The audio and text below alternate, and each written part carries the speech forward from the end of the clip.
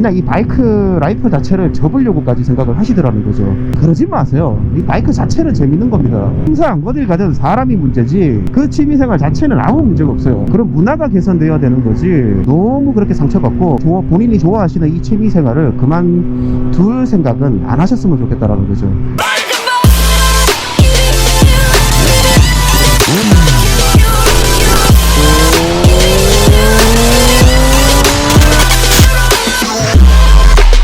최근 바이크 커뮤니티에서 어떤 분이 올리신 고민글을 제가 봤어요.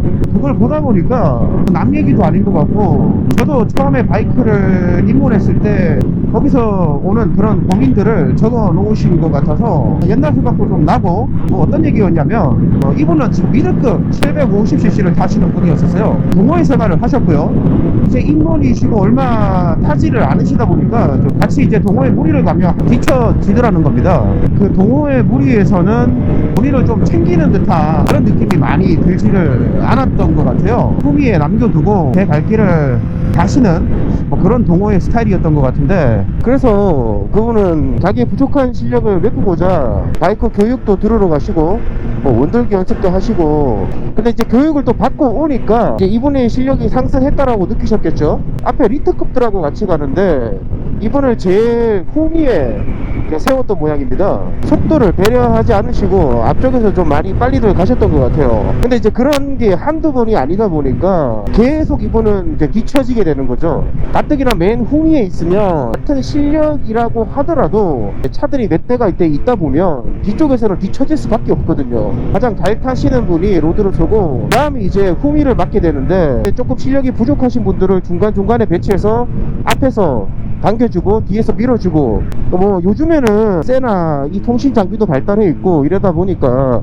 멀리 떨어져 있어도 굳이 손으로 하는 수신호를 보지 않더라도 서로 간의 통신으로 대화를 나누면서 가기 때문에 어디쯤에 갔는지 이런 게 다 파악이 되기는 하죠. 불지어서 가는 대열 자체를 도로교통법상으로 좀 안 좋게도 보는 시선도 있고, 또 불법이라고 또 하는 시선도 있기 때문에 요즘 투어 문화는 좀 같이 출발은 하지만 어떻게 보면 좀 따로 국밥 느낌처럼 그냥 어디 중간 기착지나 목적지에 가서 좀 만나는 타입으로 하는 투어가 요즘에는 조금 유행이기도 하죠. 이분 같은 경우에는 이제 같이 이렇게 떠났는데 매번 이렇게 뒤처지다 보니까 이게 자기를 배려하지 않다라고 이제 느껴지는 거죠.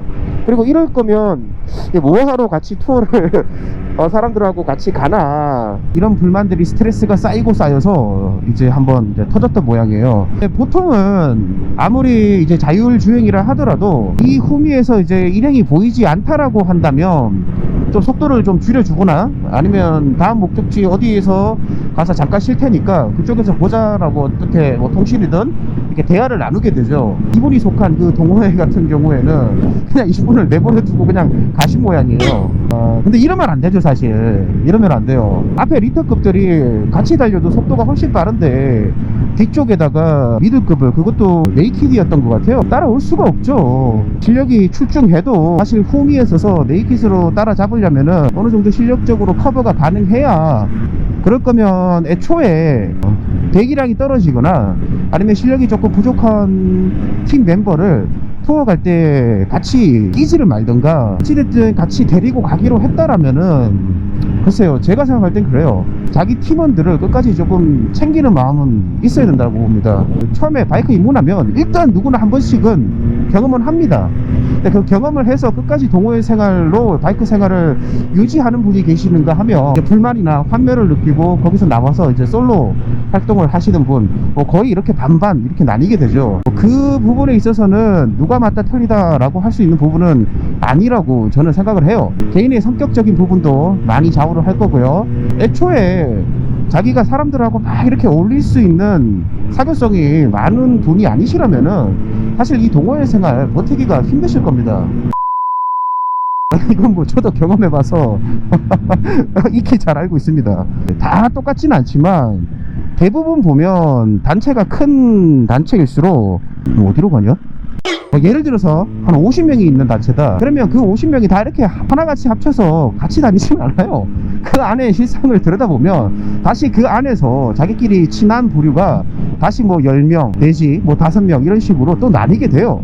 마음 맞는 사람들끼리 또 다니게 되는 거죠. 결국에는 아무리 큰 그 소속이라도 다시 그 안에서 또 쪼개고 다시 그 5명 안에서 또 마음이 맞는 3명 2명 그렇게 따라가지 못할 거면 애초에 가지를 말든가, 혹은 그렇게 못 따라갈 정도면 본인의 실력을 좀 키우든가, 그분을 질책하는 뭐 그런 댓글까지도 봤는데, 그렇게까지 그분을 비난할 필요는 없는 상황이라고 보거든요. 결국 그분은 그 투어를 따라가다가 그냥 바쁜 일이 있다고 하고 중간에 돌아 나오셨다라고 하더라고요.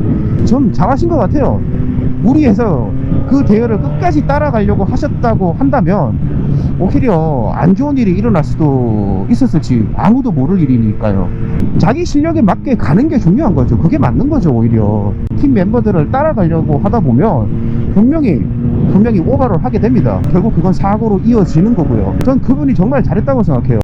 저도 초보 때도 경험해보고 요 최근에도 경험해본 거지만은, 이 누군가가 제 앞에서 로드를 보고 달리게 되면 이 습관적으로 본능적으로 저 먼 길을 봐야 되는데 자꾸 그 앞에 가는 바이크의 테일 램프를 자꾸 보게 되더라고요. 빨갛게 이제 불이 들어와 있으니까 시선이 아무래도 저 멀리 넓게를 봐야 되는데 자꾸 이렇게 시야가 좁아지면서 그 뒷꽁무니 불빛을 자꾸 불나방처럼 보고 가게 되더라는 거죠. 근데 그때 만약에 이게 초행길이면 더군다나 이제 길도 파악을 제대로 안 한 상태에서 그대로 앞만 보고 달리게 되면 앞에 분들은 뭐 시야가 확보되어 있기 때문에 뭐 멀리 보고 미리 대비를 해서 운전을 한다 그러면 이 후위에 있는, 더군다나 그게 이제 실력이 조금 떨어지는 분들이면 일수록 앞에를 보지를 못해요.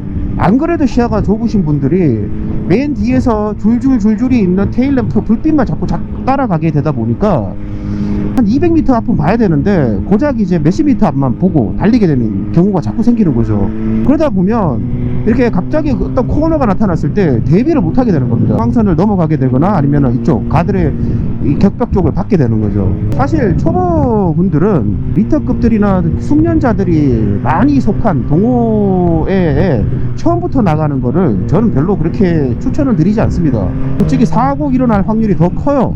물론 그 동호회가 초보분들을 많이 배려하고 속도도 맞춰주고 이런 좋은 동호회라면은 뭐 큰 상관은 없이 오히려 스킬들을 가르쳐 주면서 숙련자가 될 수 있도록 끌어주는 역할을 하는 순기능 역할도 하게 되겠지만은, 저도 20대 초보 때 동호회에 나가보고 와 정말 그분은 이런데 한면을 느껴가지고 바이크 생활을 접으려고까지 생각을 하시더라고요. 이게 바이크를 타면 기쁘고 행복하고 그래야 되는데 마냥 즐겁지만은 않은 그런 생활이 반복되다 보니까 그냥 이 바이크 라이프 자체를 접으려고까지 생각을 하시더라는 거죠.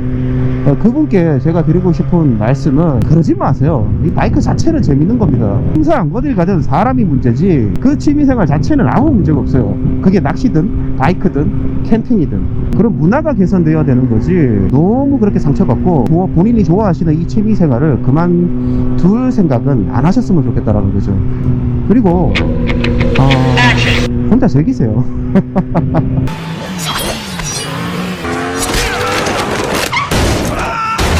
혼자 즐겨도 됩니다. 잘 즐기고 있잖아요. 저는 꼭 뭐 이렇게 같이 해야 되는 건 아니에요. 같이 가면 즐겁죠. 얘기할 사람도 있고 수다도 떨면서 밥도 같이 먹고 즐겁죠. 하지만 또 혼자 하는 그 재미도 쏠쏠합니다. 제가 볼 때 우리 이 현대인들은 너무나 외로운 것 같아요.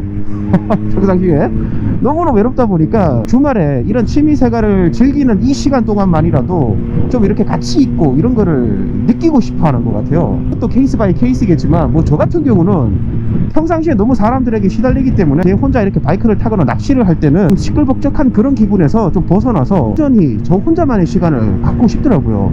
때로는 좀 빠르게도 달려보고, 지금처럼 또 이렇게 몇 킬로야 지금 50km 50km 알차 타고 또 이렇게 다니면서 풍경도 보고 좋잖아요.